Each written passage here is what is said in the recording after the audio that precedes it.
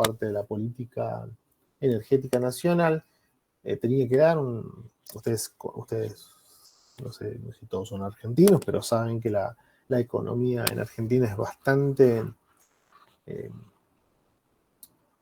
complicada, por decirlo elegantemente, pero bueno, lo cierto es que tenía que dar este marco nuevo legal para la ley de generación renovable, debería dar un marco fiscal regulatorio que sustente toda esta promoción.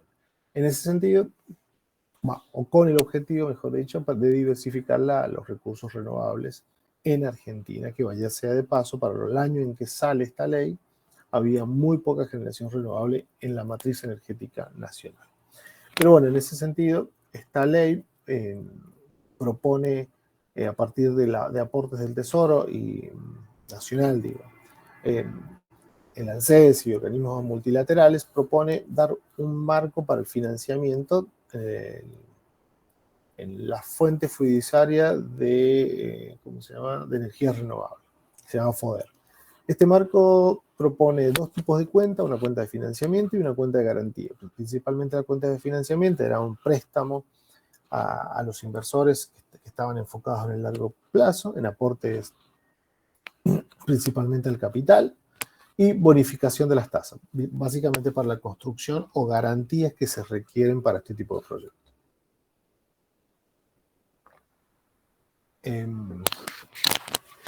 Es decir, por un lado, brindaba un marco para las cuentas de financiamiento para desarrollar este tipo de proyectos, y por otro lado, daba garantías a través de la cuenta de garantías, que era es básicamente un cargo a la demanda, para definir los contratos del tipo A, por lo que la energía generada tenía seguridad de pago y además tenía, mejor dicho, esa cuenta de garantía lo que proponía es garantías de pago por la energía generada y la rescisión de contratos. Es decir, como dije al principio de la charla, este marco de los proyectos Renovar no es que venían a inventar algo nuevo en relación a la generación hidráulica, sino que venían a proponer un esquema asociado al mejor financiamiento y garantías de pago asociado a la energía. Uno alcanza a ver que a partir de los objetivos de la Secretaría y del Ministerio de Energía, o como se llame ahora, proponía para el año 2017 aproximadamente un 65% e incorporar aproximadamente en el 2000, un 65%, pero proponía en el año 2017, que era el año en que se propuso todo esto, el 65% de térmico, y llegar al 2025 con apenas el 48%. La mayor importancia o contribución de nuevos proyectos que se incorporaban eran del tipo nuclear, pero del tipo generalmente hidráulico o renovable, del tipo eólico y solar, básicamente. Fíjense cuáles eran las proyecciones en ese momento del Ministerio de Energía para alcanzar en el año 2027 un 25% un 20% de tipo renovable, que básicamente sería solar y eólica. De todas maneras, si bien uno alcanza a ver que no hay una gran participación de generación hidráulica en el mediano plazo para el 2025, uno alcanza a ver que en las proyecciones pasado el 2025 hay incorporación de nuevas centrales hidroeléctricas, principalmente en el sur, asociadas con Durquisla, Barrancosa, y algunos que andan en Mendoza e inclusive en el Comahue. ¿Qué se obtuvo de esta promoción del programa Renovar? Y que se incrementara la participación de la generación del tipo renovable del 1,2% en el 2011 al 13,3%, en el cual ahí se observa la generación que ya era existente y la incorporación de nuevos renovables. No está completo el año 2022, pero se alcanza a ver que al menos uno espera o proyecta que supere el 13% para el 2022. Perdón, creo que llegó alguien más.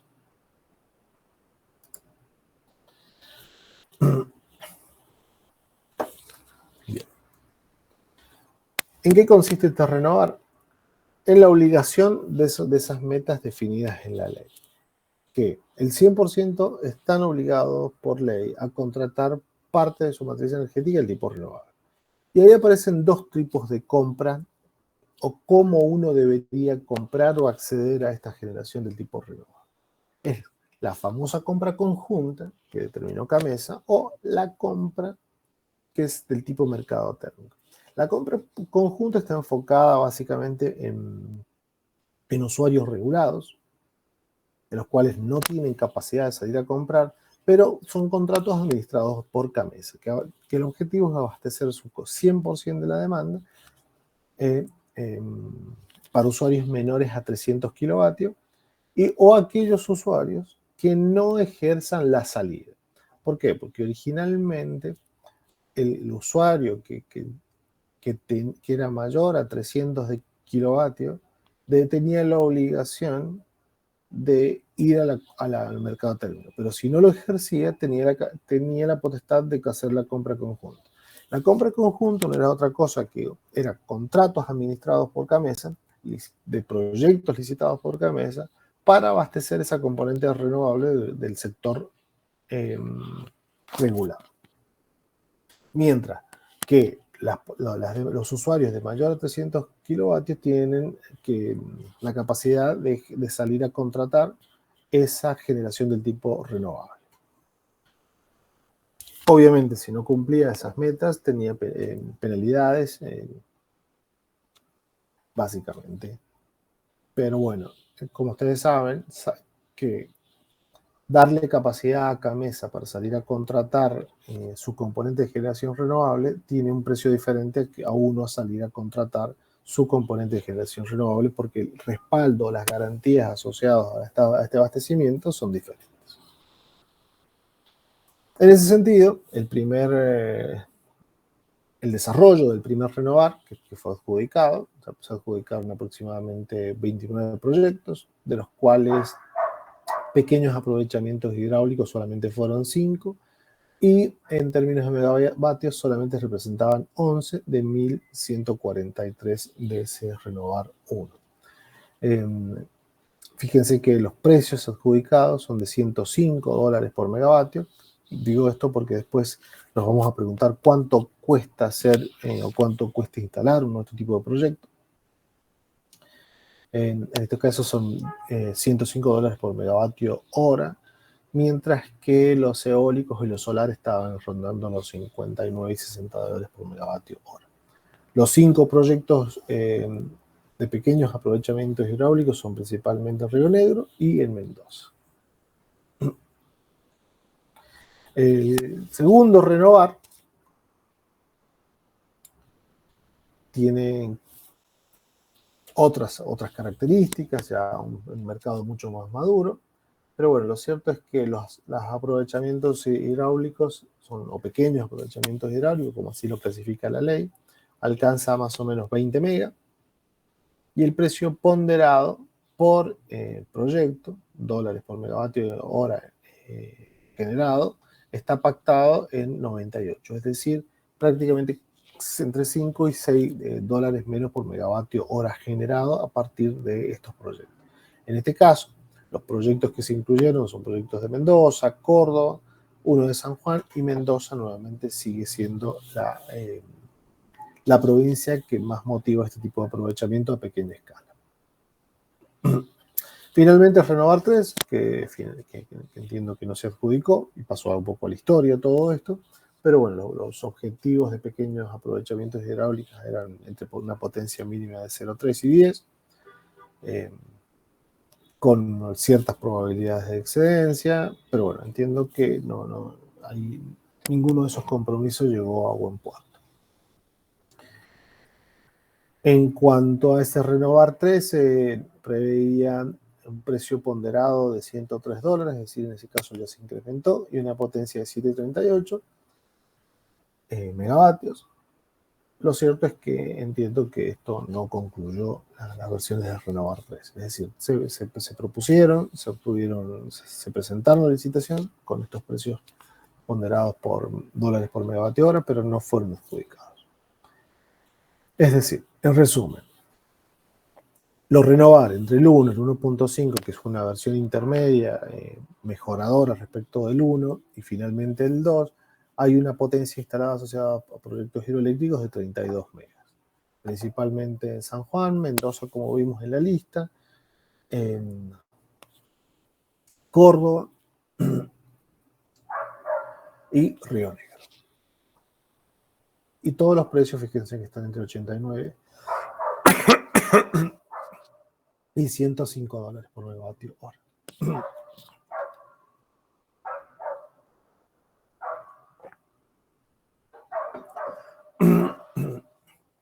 Disculpe. ¿Qué representa el costo de estos pequeños aprovechamientos hidroeléctricos respecto a otras tecnologías? Básicamente que, en este caso, en violeta, los pequeños aprovechamientos hidroeléctricos están acá, donde se alcanza a ver que otras tecnologías, como por ejemplo la biomasa, uno alcanza a ver que son costos mucho mayores, a diferencia principalmente de la generación solar y del tipo eólico. Pero en términos generales, los resultados del precio ponderado de pequeños aprovechamientos hidroeléctricos representó 101 dólares por megavatio hora. Seguramente se preguntarán, digo porque nadie preguntó, pero ¿a qué llamamos proyectos de aprovechamiento a baja escala en Argentina? Originalmente, la ley de energía renovable proponía como que los pequeños aprovechamientos hidroeléctricos eran hasta 30 megavatios. Sin embargo, las adecuaciones de la ley de energía renovable propusieron generación del tipo de hasta 50 megavatios. Son centrales que son principalmente de pasada. ¿Y qué significa eso? Que sean de pasada. Son básicamente centrales que no tienen capacidad de regulación en cuanto a un embalse o la generación o regulación en cuanto a las características de generar en ciertas franjas horarias.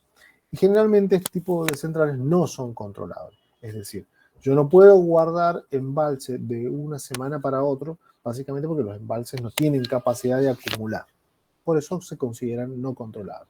Y generalmente este tipo de centrales están instaladas en San Juan, Mendoza, Tucumán, toda la zona, todas las provincias que son de la zona cordillerana, inclusive Córdoba. En el cuadro de la derecha vemos que hay aproximadamente, en la actualidad, hay 502 megavatios instalados en el contexto de este tipo de centrales, de pequeños aprovechamientos de hasta 50 megavatios, de los cuales gran parte están en el NOA. Quizá la mayor proporción está en Cuyo, principalmente en Mendoza, y algo en el Comahue y en la Patagonia, considerando que este tipo de aprovechamientos hidráulicos no es que el Comahue sea un mal lugar para este tipo de emplazamientos, sino que seguramente los emplazamientos o aprovechamientos hidráulicos en el Comahue superen esta potencia y no pueden ser clasificados como pequeños aprovechamientos hidráulicos. Ahora, esa participación en el año 2022, uno alcanza a ver que las tecnologías en el cubrimiento de la demanda, ahí vemos que en celeste, que la participación de generación del tipo hidráulico es menor y la que mayormente ha crecido es el tipo eólico. Y en leve proporción, en amarillo, aquella que tiene que ver con el tipo solar fotovoltaico. En el cuadro que sigue es la participación porcentual de este tipo de tecnología y cómo se ha ido incrementando la energía total generada asociada a la generación del tipo renovable. Insisto, renovable, en el cual los proyectos hidráulicos son los clasificados como pequeños aprovechamientos hidráulicos, es decir, de menos de 50 megavatios. En la siguiente slide van a ver una lista interminable de aprovechamientos, pero eso los pueden encontrar en las páginas de referencia del Ministerio, donde está el origen que determinó esta iniciativa, estos proyectos, el nombre del proyecto, la potencia adjudicada asociada al régimen que se desarrolló, la provincia y, bueno, y obviamente la región. Algunos son Renovar, algunos son Genrem. Perdón.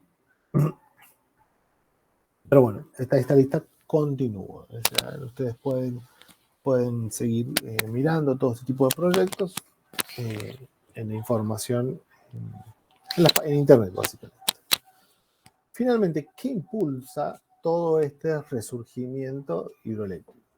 Si bien uno alcanza a ver que es moderado respecto de la generación del tipo eólico y solar, hay en cierta medida un resurgimiento de este tipo de generación, básicamente porque hay iniciativas y políticas gubernamentales que se enfocan en el desarrollo de generación renovable. Obviamente, un precio de energía que resulta de $100 por megavatio hora respecto de una central de solar y fotovoltaica, que es prácticamente la mitad, y las hacen un poco no competitivas. Pero de todas maneras, el desarrollo asociado a este tipo de centrales no es solamente la generación del tipo hidráulico, sino del mejor uso de las fuentes de agua dulce que pueden haber en la zona cordillerana o en cualquier tipo de zona. Pero bueno, lo cierto es que hay una cierta tendencia mundial a incorporar este tipo de generación y que aproximadamente ha crecido en el sector hasta un 3-4%, que se espera que se va a llegar al 3-4% respecto del 2020 y se espera que llegue eso el 2030. ¿Pero por qué? Porque básicamente es una energía del tipo limpia y accesible, es fácil, es una tecnología conocida, al menos las clásicas, y además porque permite diversificar la matriz energética, es decir, uno puede tener un mix óptimo de generación considerando la intermitencia del renovable, principalmente del fotovoltaico y el eólico, y respaldar esa componente intermitente con este tipo de aprovechamiento. Obviamente también está en tela de juicio la variabilidad de los precios de los combustibles importados, que obviamente determinan que algunos proyectos sean o no rentables, pero bueno, lo cierto es que uno puede encontrar motivos para desarrollar este tipo de proyectos. Bien, preguntas. Ahora vamos al tema de análisis de funcionamiento. ¿Por qué funciona? ¿Por qué se genera electricidad a partir de un aprovechamiento hidráulico? Básicamente.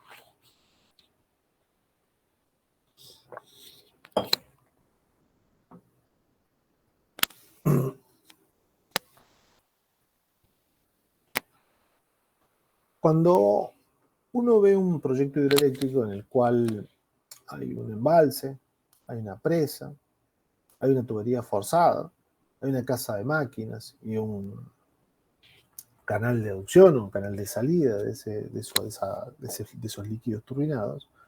Ese es el esquema clásico de una central hidroeléctrica, donde hay una agua o un combustible de agua dulce de entrada y una salida de ese mismo combustible, administrado por unas válvulas que están acá, que son válvulas esclusas, para definir qué tanto quiero generar. Es decir, hay un diseño asociado a los caudales de entradas, al embalse y la presa, un diseño asociado a la turbina que yo voy a tener y una operación asociada a la erogación de esos caudales. Esas tres componentes son las que determinan el diseño y la operación de este tipo de centrales.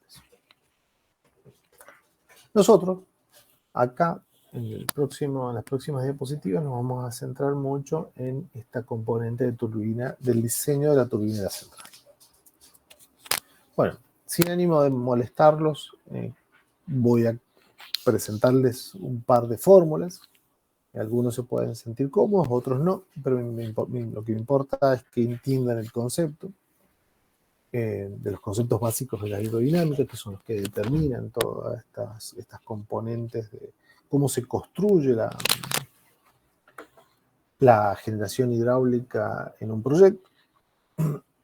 Y principalmente la principal componente de este teorema es el teorema de Bernoulli, que dice que para un líquido en movimiento sometido a la acción de la gravedad, insisto, de la gravedad, no es que hay una situación específica donde yo estoy teniendo una acción sobre algún líquido es igual a la suma de tres alturas: cinética, presión y geométrica o potencial, y es constante en cualquier punto de conducción. Yo acá quiero que se centren en este gráfico de la izquierda. Esta fórmula lo único que está mostrando es lo que dice Bernoulli, que la componente de velocidad, de presión y altura geométrica es constante en cualquier punto de un trazado, de una línea geométrica de algún emplazamiento. Obviamente todo este ejercicio está planteado sobre un fluido ideal.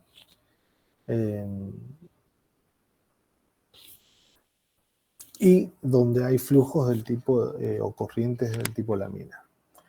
Fíjense esta imagen de la izquierda abajo. Hay un pequeño embalse, hay dos tubos verticales y un tubo hacia una válvula cerrada. Él dice que hay dos alturas en todos los puntos. Hay tres alturas, mejor dicho. Es decir, él trata de representar a partir de una medición geométrica las características de un fluido, en el cual, si yo mido la presión en este punto, no es otra cosa que la presión atmosférica más la presión de todo el líquido que está aguas arriba de ese punto que yo estoy imaginando acá en color rojo. Obviamente, si yo me pongo más cerca del perfil del lago, la presión en ese punto va a ser diferente, pero lo que más participación tiene es la presión atmosférica. Bueno, lo cierto es que él dice que en un fluido donde no hay circulación, es decir, esta esclusa está cerrada, la presión en este punto es menor, la presión asociada al líquido que tiene una altura piezométrica acá, es menor que la presión en el punto B, considerando que el tubo ese tiene mayor altura sobre ese punto que estoy imaginando acá en color rojo. Pero lo que cambió en ese punto, además de la presión del líquido sobre esa tubería, de A a B, es no solamente la presión del líquido, sino la altura geométrica. Es decir, se mantuvo constante la componente, sin embargo lo que cambió es el aumento de presión del líquido se mutó hacia un cambio en la altura geométrica, básicamente por la gravedad. Pero ¿qué pasa después? Dice, si abrimos esa esclusa. Si abrimos esa esclusa, la componente de las tuberías verticales cambia. Obviamente, el ejercicio se trata de mantener constante el perfil del líquido en el lago. Y él dice que ahí lo que aparece, porque la altura geométrica sigue siendo una constante, bueno, no una constante, pero va cambiando, pero la altura, la referencia sigue siendo una sola.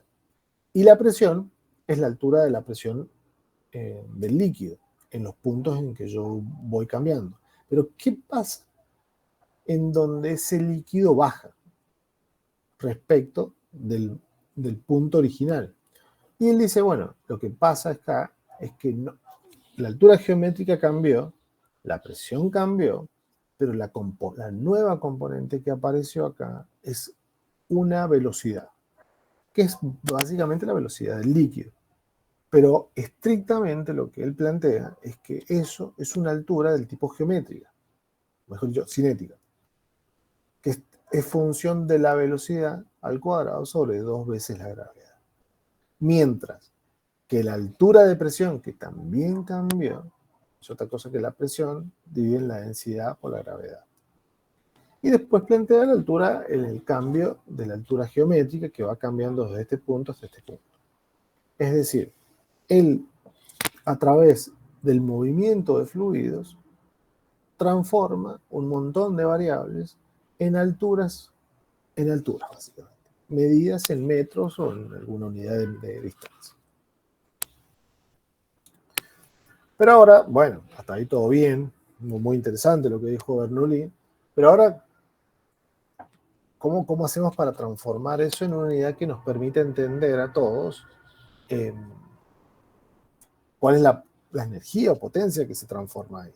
Hasta ahí Bernoulli había dicho algo que más o menos todos sabían. Che, bueno, hay una altura, hay una presión del líquido, cuando entra en movimiento, por alguna razón baja a esa altura piezométrica. Pero bueno, lo cierto es que después dijeron, bueno,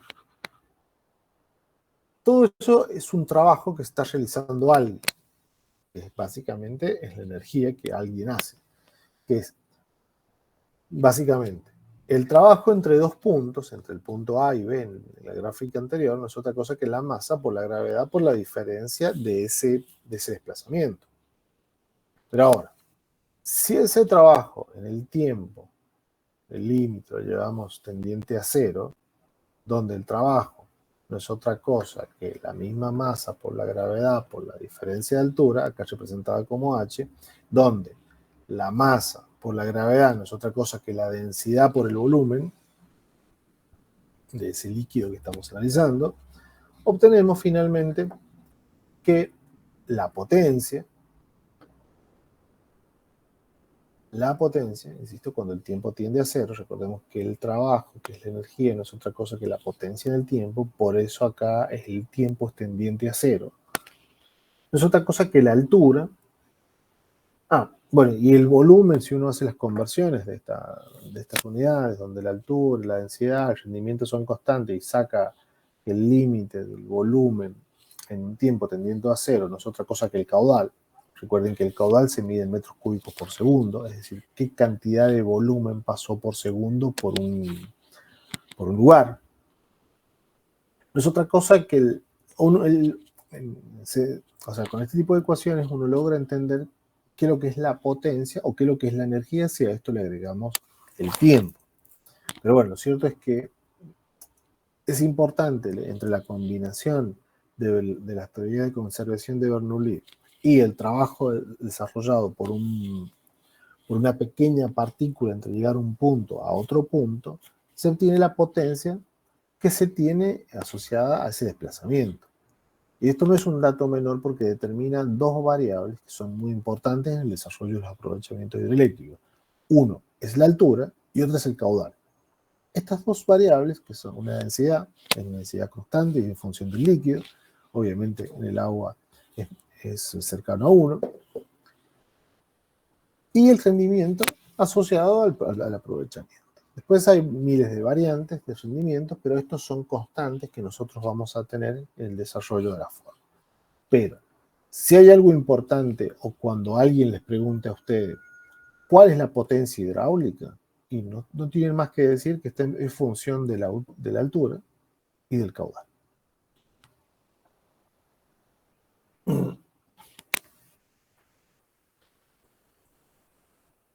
Es decir, si nosotros consideramos todos esos principios de hidrostática, hidrodinámica, el teorema de Bernoulli, la conservación de la energía, uno puede transformar esa energía potencial, que es básicamente potencia en el tiempo, que no es otra cosa que la potencia, no es otra cosa que la potencia, la masa por la gravedad por la altura dividida en el tiempo.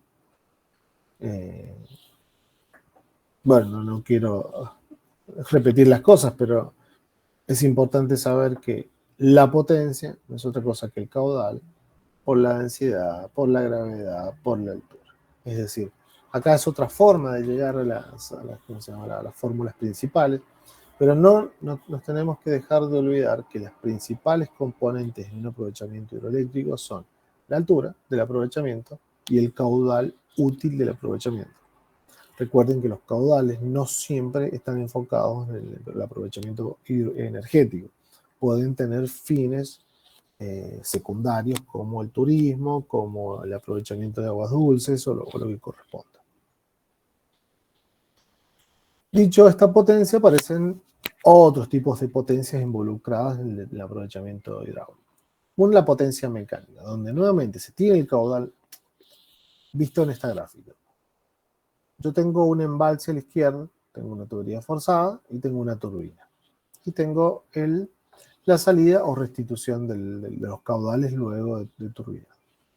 Esto no es, la potencia asociada, mejor dicho, la potencia mecánica asociada a ese tipo de turbina no es otra cosa que el caudal nominal con que voy a diseñar esa central, por el salto útil, porque recuerden que ese salto útil puede modificarse en función de los aportes de agua, aguas arriba del embalse, y el uso de aguas abajo del canal de restitución.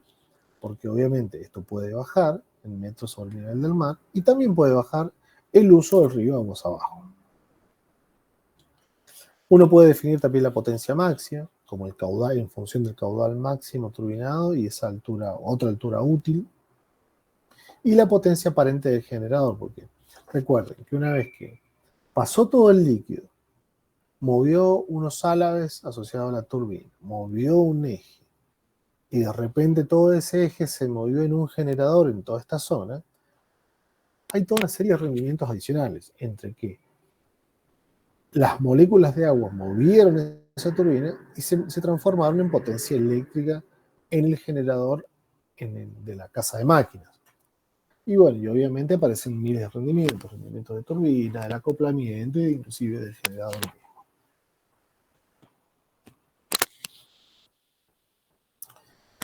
Ahora, ¿cuál es el caudal con el que yo tengo que diseñar una máquina? Obviamente, yo puedo agarrar y decir, bueno, mido el caudal y hago el diseño en función de un caudal que yo veo en la foto de un día específico en una cierta temporada. Bien, esa es una forma de definir el caudal, pero bueno, el diseño de la turbina. Pero bueno, cuando digo el diseño de la turbina, es el diseño de la turbina considerando un caudal específico con el que voy a mecánicamente soportar ese caudal. En todos los casos, es importante entender todos los caudales que se ven registrados en ese lugar del emplazamiento donde yo voy a analizar. Por eso hay que entender muy bien cuál va a ser los caudales presentes y cuál va a ser mi caudal de diseño, que en este caso está planteado como caudal de diseño económico, que es aquel que establece la mejor relación de compromiso entre la energía anual que se pierde y el costo anual de la potencia que no se utiliza. La diferencia entre ese ingreso asociado a la venta de energía respecto de los costos de los egresos es el beneficio económico anual que yo tengo del desarrollar un aprovechamiento hidroeléctrico. Hago una aclaración. La curva que estoy marcando es los costos por año en función de la energía generada. Obviamente, yo puedo partir desde cero y empiezo a generar mucho más en función de un caudal de diseño. Pero llega un momento que si yo aún hago el diseño de un aprovechamiento con una máquina que soporta más caudal, llega un momento que se va a saturar porque no tengo más combustible primario en ese río. Los ríos no son infinitos. Y por eso el costo, mejor dicho, el precio o la retribución por la energía vendida en función del caudal de diseño se satura. Y llega un momento en que por más que yo ingrese mayor caudal, determine un caudal de diseño mayor, llega un momento en que esa venta de esa energía va a ser constante. Por otro lado, si yo tengo un costo anualizado de esa inversión, yo parto de una base, porque necesito inmediatamente en el punto 0,001 de caudal de diseño, ya tengo un costo, y ese costo va aumentando, estamos hablando de un costo anualizado, que en la medida que aumenta el caudal de diseño va incrementando. Obviamente esto puede llegar hasta el infinito en función del caudal de diseño que yo tenga previsto. La pregunta es cuál es el punto donde yo debería dejar de aumentar el caudal de diseño en el aprovechamiento que estoy analizando. Y ese no es otra cosa que el punto en que el delta o la tangente del ingreso de generación respecto del egreso por el costo de inversión son iguales. Y en esa condición se habrá alcanzado el mayor beneficio en función del caudal de diseño. Ese es el punto. Yo podría hacer un diseño acá, pero créanme, el beneficio va a ser menor, el beneficio marginal. Bueno, dicho todos estos caudales, yo hago el diseño de la central hidráulica y después determino, bueno, en función del caudal de diseño y la altura, determino la potencia. Y es ahí que, perdón, me parece que alguien ingresó, déjenme un momento. Me avisan si alguien queda afuera o alguien les avisa que quiere entrar. Lo cierto es que luego de definir ese caudal de diseño, conocer la altura y determinar la potencia de diseño, hay diferentes tipos de clasificación que van a encontrar en el mundo, al igual que en Argentina, diferentes tipos de clasificación. Como en Argentina hablábamos de pequeños aprovechamientos hidráulicos de menos de 50 megas, no hay una clasificación precisa en cuanto a potencias mucho menores. Brasil particularmente define ese tipo de potencia: pico, micro, mini, pequeña, mediana. Bueno, en fin. Básicamente, generalmente uno lo hace en función de la potencia. O el salto. Fíjense que uno considera un salto de baja caída de entre 2 y 30 metros, de mediana caída entre 30 y 100 metros, y de mucha o alta caída mayores a 100 metros. Pero bueno, esto al fin y al cabo determina solamente las características o la clasificación de la central que yo diseñé para, no sé, para aprovechar algún tipo de empresa. Preguntas. ¿Hay?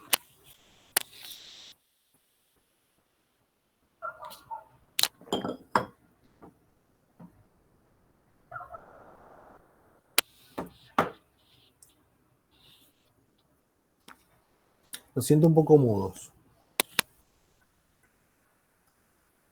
¿Se entiende hasta el momento? Ah, ok, perfecto. Pero se escucha bien, ¿no? Sí, sí, todo bien. Ok, perfecto.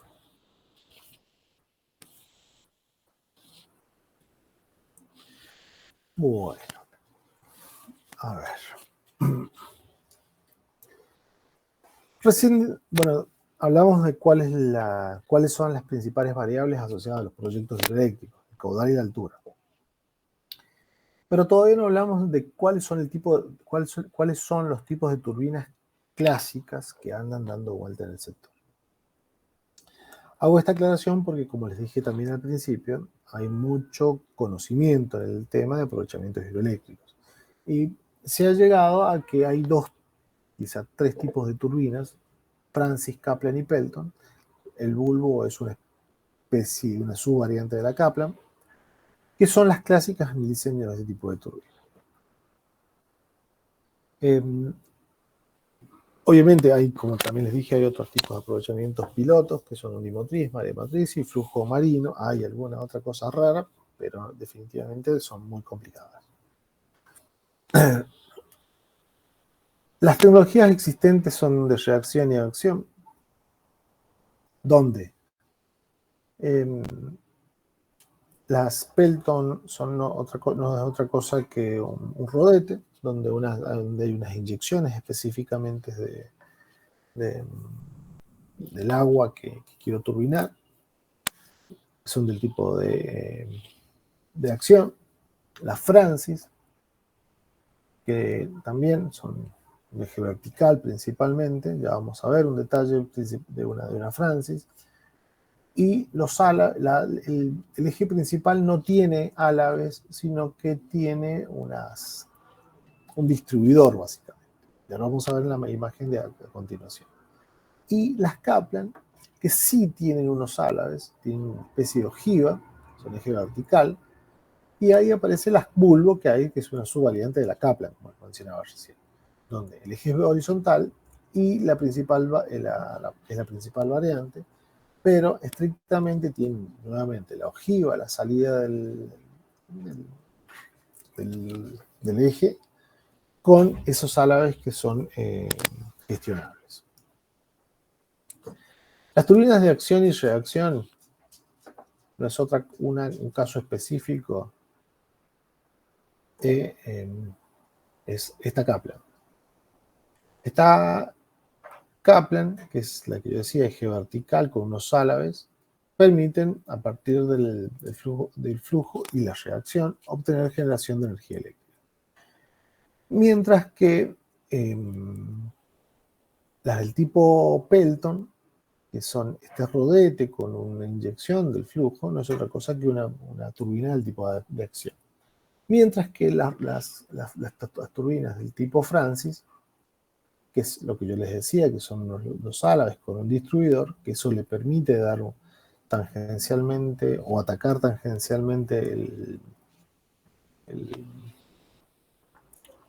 el movimiento del agua para poder lograr ese movimiento mecánico que después permita generar, es la combinación de acción y reacción. La característica de la turbina Pelton es un flujo transversal, como se ve acá, en un montón de cucharas y hay una inyección. Hay un mix en el caso de la Francis, donde ingresa prácticamente horizontal y sale a 90 grados el flujo, mientras que las Kaplan, el flujo prácticamente se mantiene, el sentido del flujo se mantiene en el sentido del eje. Bien, a ver, vamos a ver si... Bueno, acá es una turbina del tipo Kaplan, hay una cámara espiral, un tubo de aspiración o canal, que esto lleva al canal de restitución. Tiene un predistribuidor, tiene un distribuidor y tiene los famosos álabes móviles, que es lo que yo les contaba hace rato. Yo ahora les voy a mostrar una imagen de una turbina del tipo Kaplan. Por favor, me confirman. No es importante el audio, pero sí es importante que se vea el video. En todo caso, si no lo ven, me avisan.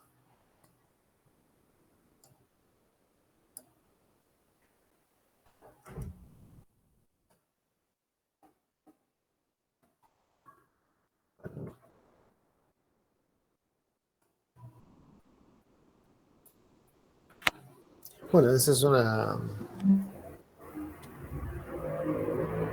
unas esclusas donde permiten, o aliviadero, donde hay una zona de presas. Ese es el canal de restitución y arriba está el agua del embalse. Zona de presa, es donde están las turbinas.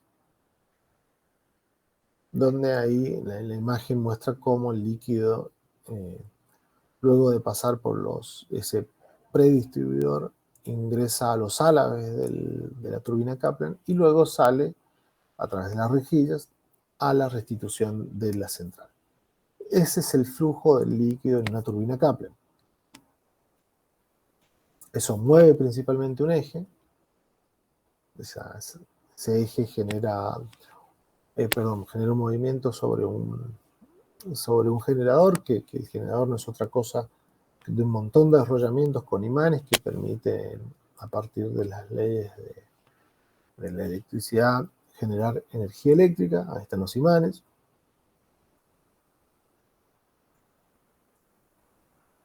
Y luego de esas escobillas, la energía generada va al sistema de transmisión.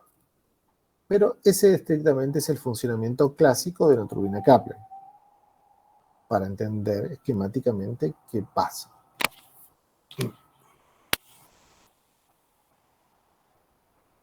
Bueno, una turbina Kaplan son las que uno puede ver en Yacyretá. Fíjense el tamaño de estas turbinas. Fíjense las personas. Y de esta hay 22 en Yacyretá. Todas son del tipo Kaplan. Ahora van a incorporar algún tipo de centrales adicionales, de turbinas adicionales en el proyecto Ñacua. Después tenemos las turbinas que son del tipo Francis, que eran las que le mencioné hace rato, y en este caso la fuente es Andritz. Hay una tubería forzada que llega a una casa de máquina. En este caso es un eje horizontal. Hay una válvula de esclusa, o válvula tipo mariposa que le llaman, que abre y alimenta todo el distribuidor de esa central del tipo Francis. Fíjense que ese movimiento es el que finalmente es el que genera el movimiento mecánico, nuevamente a un grupo de arrollamientos de cobre con imanes que permiten generar la electricidad que luego va al sistema de transmisión. Es decir, ese líquido pasando por la turbina genera el movimiento mecánico de un álave, ese movimiento mecánico mueve un eje principal que mueve un generador con espiras en una disposición específica que con imanes permiten generar energía eléctrica.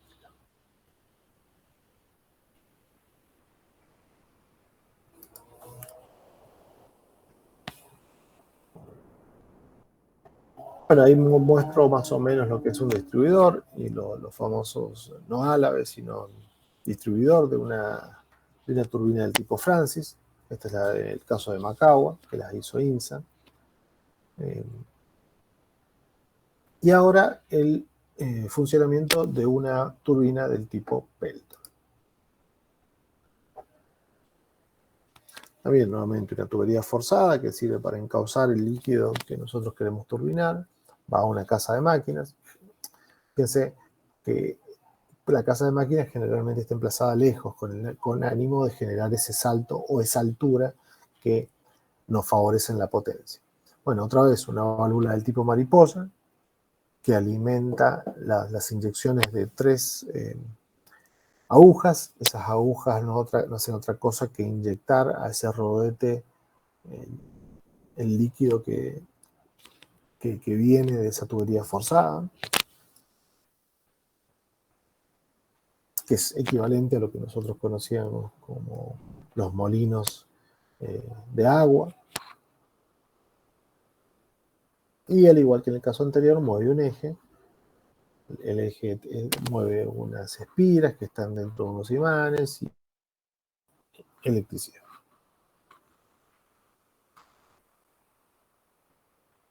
Un transformador de media tensión a alta tensión y eso va al sistema de transmisión.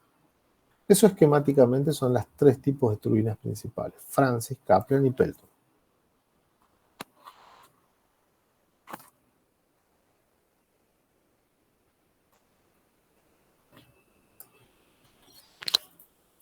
Y finalmente tenemos la que mencionaba que eran del tipo bulbo,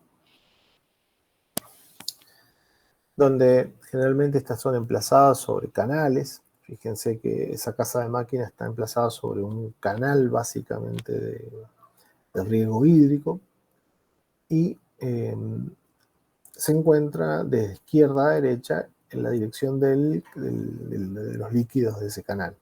Pasan por la tubería a partir de un predistribuidor y luego salen o continúan su dirección en el canal de riego. Esos líquidos mueven esos álabes, esa ojiva, y en función del ángulo de ataque de esos álabes, uno puede obtener mejores rendimientos.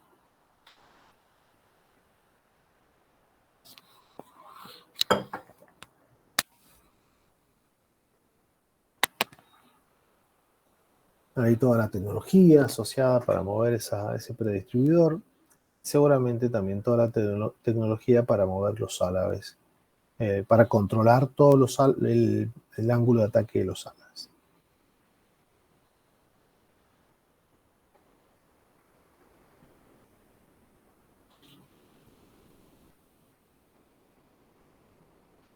Bueno, esto es una forma esquemática de entender un poquito cuáles son las tecnologías que están dando vuelta.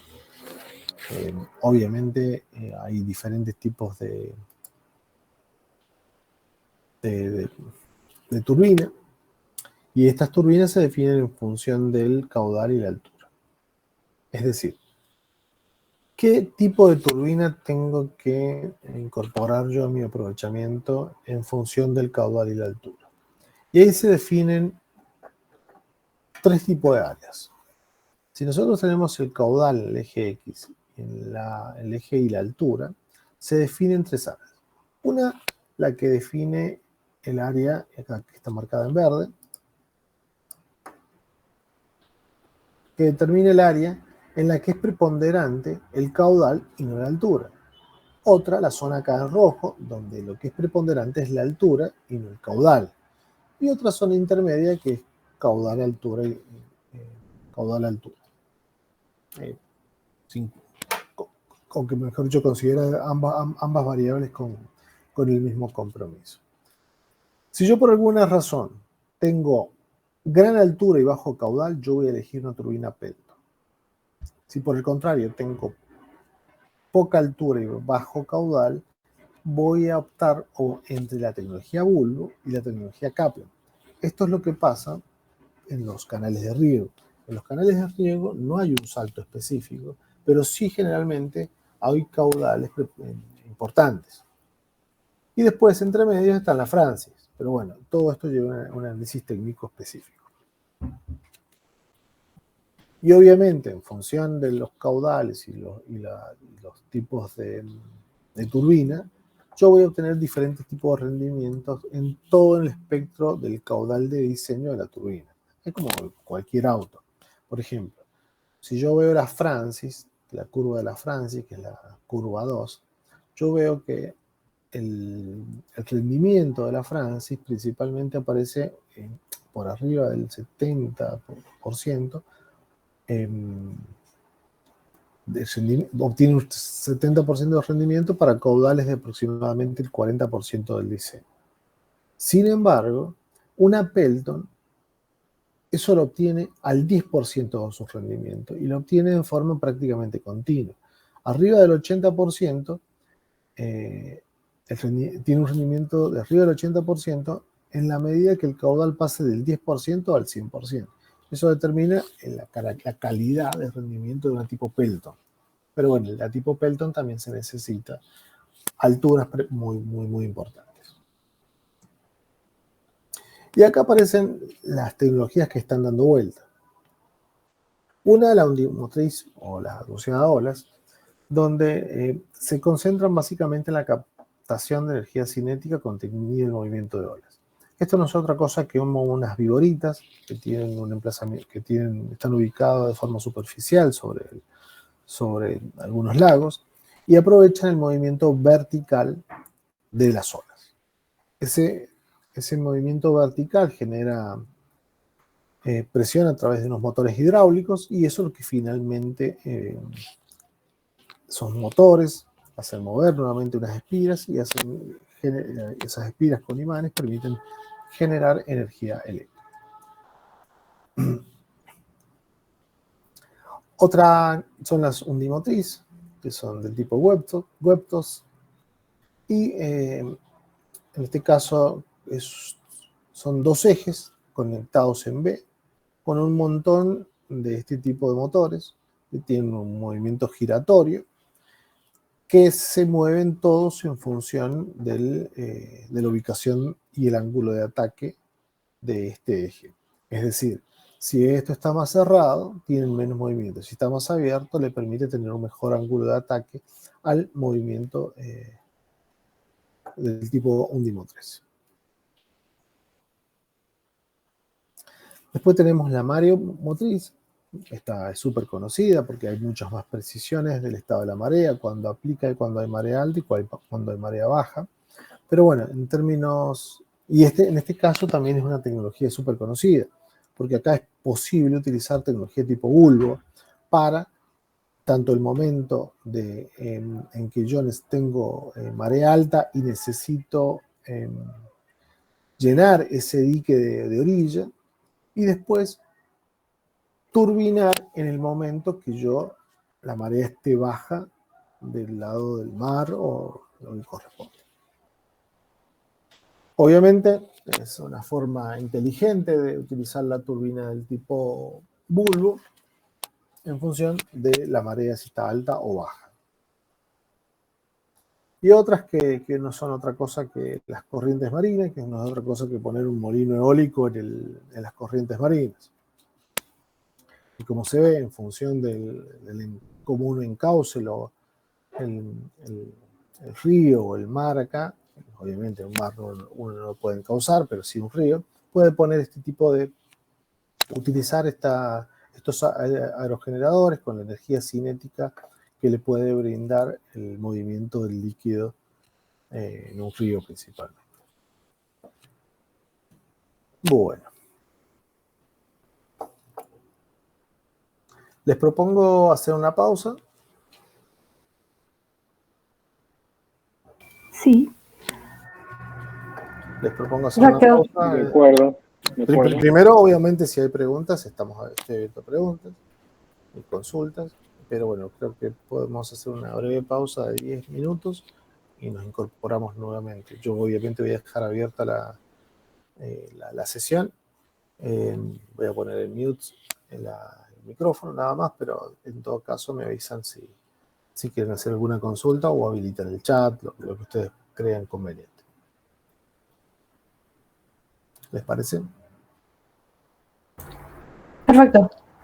Ok, gracias.